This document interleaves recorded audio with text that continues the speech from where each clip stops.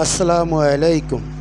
মক্কা ইসলাম ধর্মের পবিত্র নগরী হিসেবে স্বীকৃত। এই শহরে হযরত মুহাম্মদ সাল্লাল্লাহু আলাইহি সাল্লামের জন্ম এবং এখানেই তিনি কুরআনের প্রথম ওহী লাভ করেন।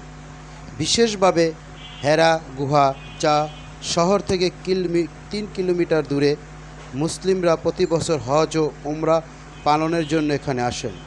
মক্কার প্রাণকেন্দ্র কাবা অবস্থিত।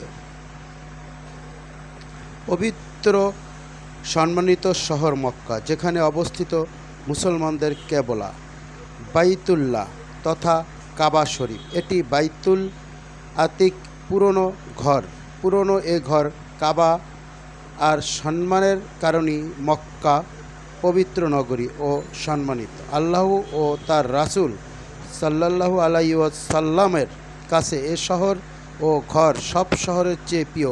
এটি মুসলিম উম্মাহের হজের শহর স্থান। পবিত্র নগরী মক্কা মুমিন মুসলমানের বসবাসের জন্য উত্তম। এখানে নেকি এবং ইবাদতও উত্তম, আবার এখানে খারাপ কাজ এবং পাপের গুনাহ অনেক বেশি। পবিত্র শহর মক্কাকে নিরাপত্তা দেওয়া হয়েছে। মক্কার কখনো মহামারী, প্লাবন, রোগ ছড়ানোর বেনা। মক্কায় দাজ্জাল প্রবেশ করতে পারবে না, কেননা মক্কার প্রবেশের সব পথে আল্লাহর ফেরেশতা রক্ষিতা হিসাবে অবস্থা করে। হযরত আব্দুল ইবন আল হামরা রাদিয়াল্লাহু আনহু থেকে বর্ণিত, তিনি রাসূলুল্লাহ সাল্লাল্লাহু আলাইহি সাল্লামকে বলতে শুনেছেন, আল্লাহর কসম, হে মক্কা, তুমি আল্লাহর সকল ভূমির চেয়ে উত্তম ও আমার কাছে অধিক প্রিয়।